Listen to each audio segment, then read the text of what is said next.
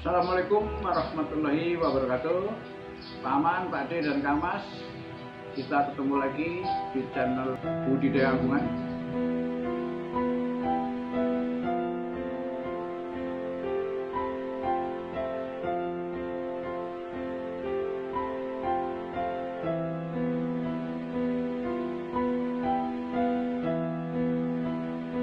Kali ini saya akan berbagi tips mengenal dan memahami burung perkutut yang memiliki kualitas baik untuk dibudidaya maupun baik untuk dibawa ke arena lomba ataupun arisan, bahasanya orang perkutut.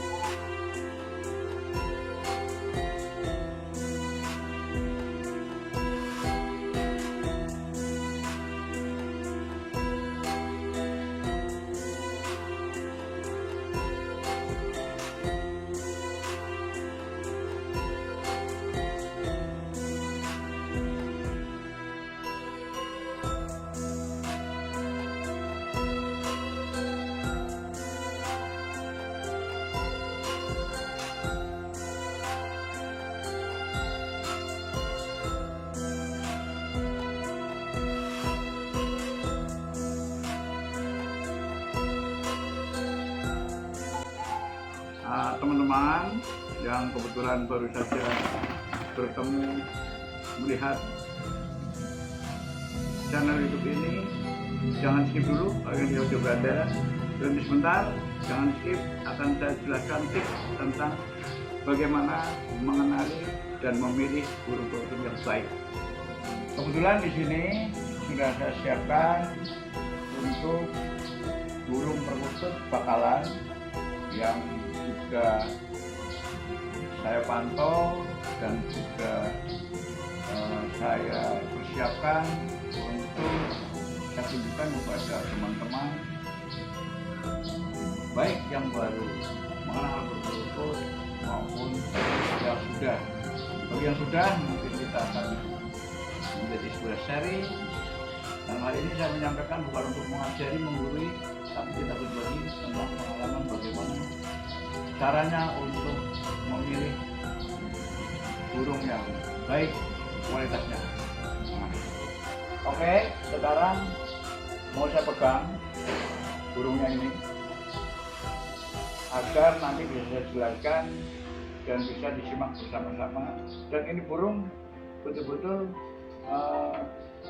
saya jadikan sebagai contoh untuk mengenal gimana apabila nanti teman-teman mendapatkan burung yang seperti ini, insya Allah anggungannya tidak akan mengecewakan bagi yang mendengar, apalagi yang memelihara.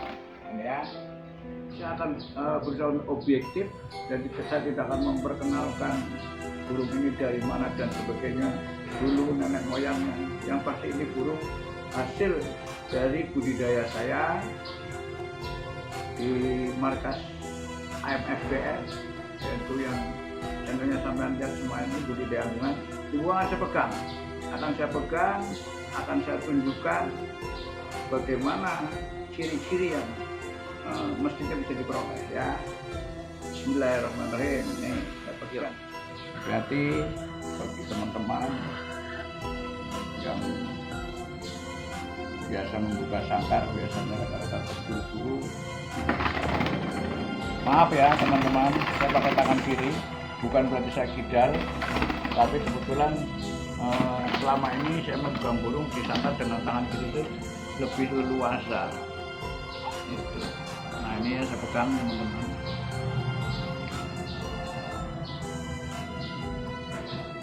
Perlu kiranya saya sampaikan kepada teman-teman, Paman, Pak D, dan Kang Mas. Ini burung dari hasil budidaya AMFBS Cilacap dan Rumahmu. Kebetulan saya sendiri yang membudidaya. Nah ini saudara-saudara, teman-teman,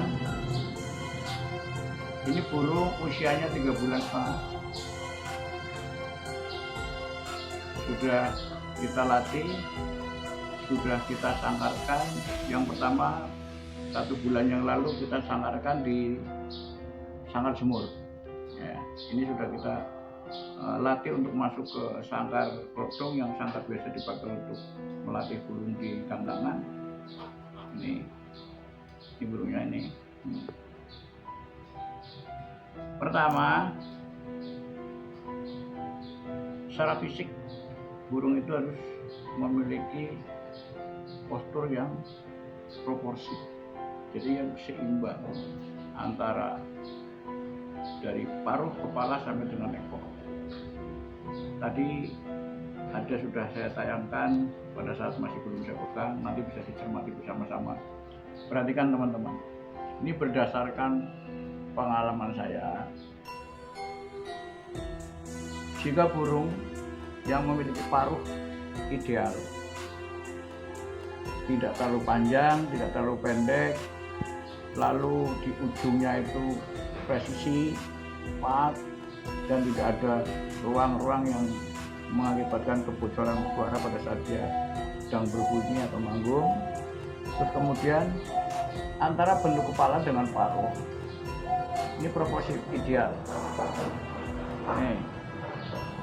Jadi tidak terlalu panjang, tidak terlalu pendek, lalu lebih dimaknai lurus nih.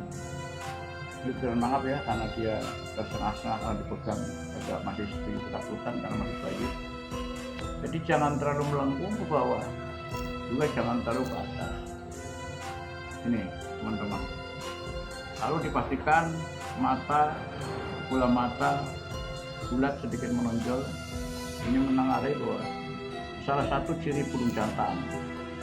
Ya, kalau ini sudah dipastikan jantan karena sudah diaudisi sebelumnya.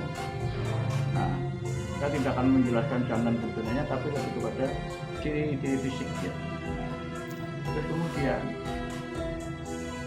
jika paruhnya pendek atau sedang, itu pasti kuku-kukunya juga tidak panjang, sedang. Kenapa saya tunjukkan demikian teman-teman? Pada umumnya burung yang paruhnya panjang itu biasanya kukunya juga panjang-panjang. Ini. Nah, burung-burung yang seperti saya sampaikan tadi, panjangan paruh, panjangan kuku, biasanya dia tidak mampu performa secara optimal, tidak mau manggung yang betul-betul kontinu dalam kurun waktu sebagaimana yang dibutuhkan dalam setiap event lomba. Leher juga sedang-sedang saja. Nih teman-teman, saya angkat ya. Nih, tuh. Ini bisa dilihat dari depan, tidak terlalu panjang, tidak terlalu pendek, dan bentuknya juga ideal. Demikian juga ekor. Jadi kalau dilihat seperti ini, di burung ini. Nah. Terus kemudian sayap. Ini mulai balik bulu teman-teman. Itu juga pengaruh. Di saat sayapnya itu keker, ya kan. Terus kemudian susunannya rapi. Ini juga menengari bahwa burung ini betul-betul memiliki mental adaptasi yang bagus dan memiliki suara yang beda dengan burung-burung pada umumnya yang tidak memiliki sayap yang lebar dan rapat di ujung-ujungnya ini, teman-teman. Bulat-bulat, rapi. Kadang ada yang lancip-lancip. Saya tidak melarang, tidak harus menghindari teman-teman. Karena ini kan sifatnya hanya ciri-ciri. Ciri-ciri. Nah, ciri-ciri ini bisa pada umumnya kebanyakan. Jadi kita membicarakan yang pada umumnya, bukan yang tidak pada umumnya. Jadi meniru atau mengikuti ya yang bukan karena kebetulan, tapi pada umumnya ada. Ini seperti ini. Terus kemudian ekor, ini dipastikan bahwa ideal, tidak kepanjangan, tidak kependekan. Teman-teman bisa lihat, ya kan? Ini ideal. Nanti pada saat dilepas di sangkar, teman-teman akan tahu. Nah, ini kalau kepanjangan pasti dia akan kelihatan.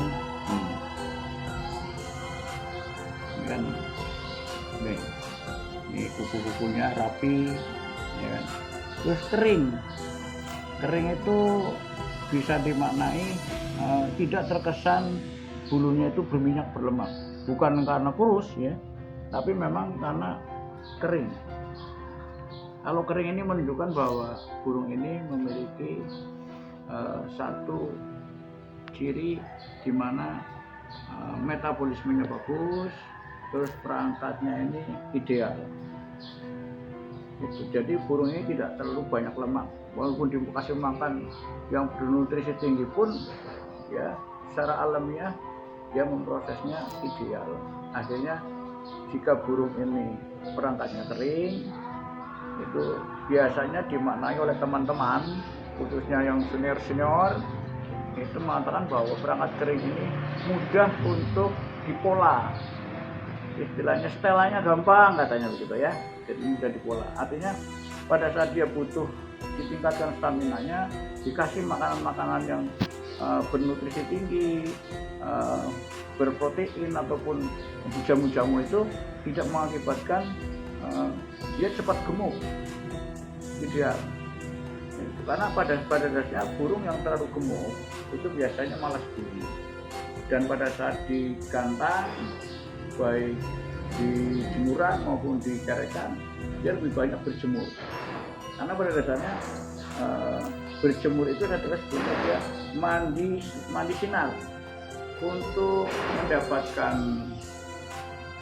vitamin D, kemudian juga panasnya itu untuk membakar lemak, ya kan? Manusia juga sama, kadang-kadang disarankan untuk bagaimana membakar lemak dengan sauna, dengan berjemur, yang kayak begitu. Nah ini kalau burung-burung yang bulunya basah atau perangkat basah, dia biasanya rentan sekali terhadap kegemukan. Dikasih makan yang enak-enak dikit, yang mengandung protein tinggi ataupun nutrisi tinggi, dia gemuk.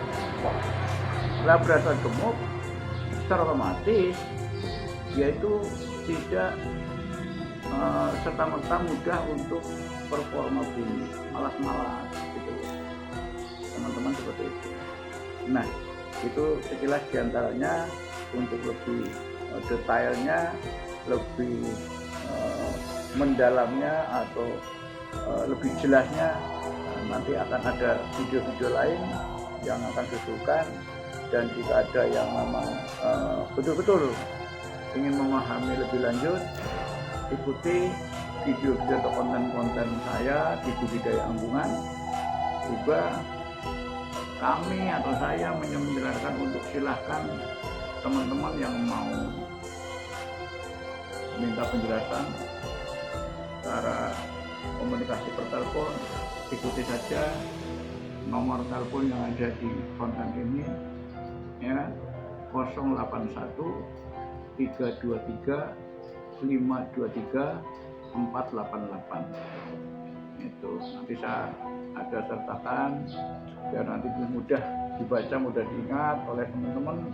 Pertama Pak D, sekali lagi saya menjelaskan ini dengan maksud tujuan untuk berbagi pengalaman, di mana di saat saya mendapatkan pengalaman ini, saya bagikan mudah-mudahan satu ketika saya pun akan bisa mendapatkan pengalaman yang lain dari teman-teman Aman, Pak D, dan Amas yang mungkin memiliki pengalaman-pengalaman baru, saran-saran.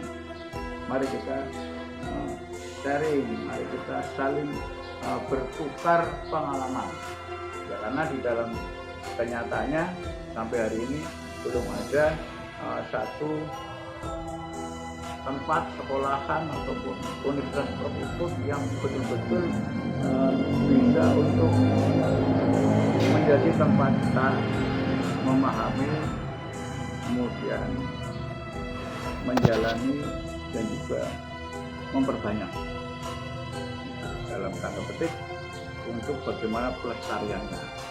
Tapi sekali lagi teman-teman, apa yang saya sampaikan merupakan pengalaman yang sudah saya dapatkan bukan baru kali ini, tapi sudah berkali-kali, di mana dari kandang-kandang yang kami kelola atau saya kelola ini bermunculan burung-burung yang memiliki kualitas lebih bagus dari indukannya.